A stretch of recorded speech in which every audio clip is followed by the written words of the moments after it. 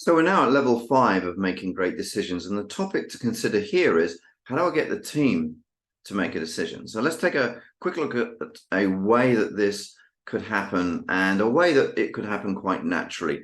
We're starting, of course, with the 6 steps. The team needs to go through the 6 steps. But I thought you'd like the story about Sir Francis Galton in Plymouth in England. In 1906, there was a competition in some villages near Plymouth to guess the weight of a bull. And many people, hundreds of people, put their guess of the weight of the bull with the aim of winning the bull if they hit the exact weight. Well, nobody did. But what Sir Francis Galton did is as follows. He averaged the guesses of all of the people that contributed, and guess what? It was exactly the weight of the bull. The average was the accurate answer.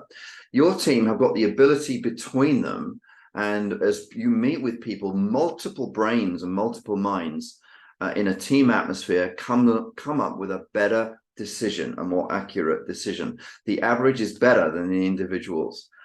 So we can encourage our team that as a team, we can come up with a better decision.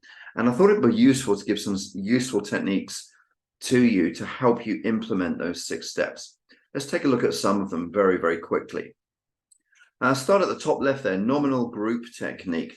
This is very good for the options, where get your team to describe their particular view and options without criticism, without comment at that stage, and then vote across the group on all of the options, and then start to look at the top scoring ones. This tends to de-escalate the defense mechanisms that are going on, because you can see a score before we then go into step 4, which is, okay, let's analyze for the recommendation.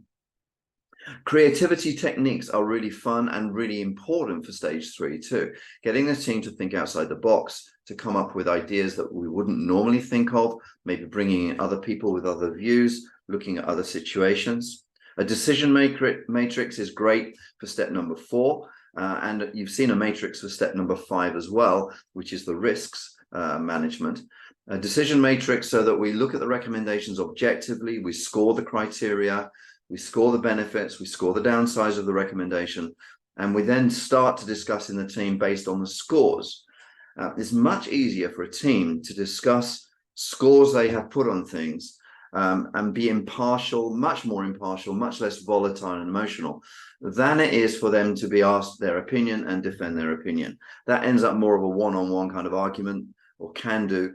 Scoring tables are really great. And finally, this is very good. Different areas of scenario planning can be very, very powerful. So what we can do is ask the team to split. We can ask them to look at different options and recommendations and build a scenario around them, bring the scenario back to us in conversation, and then we can discuss the scenarios they've come up with. So if we make those 6 steps fun and interesting for the team, we use numbers instead of just asking people to give their opinion and defend their opinion.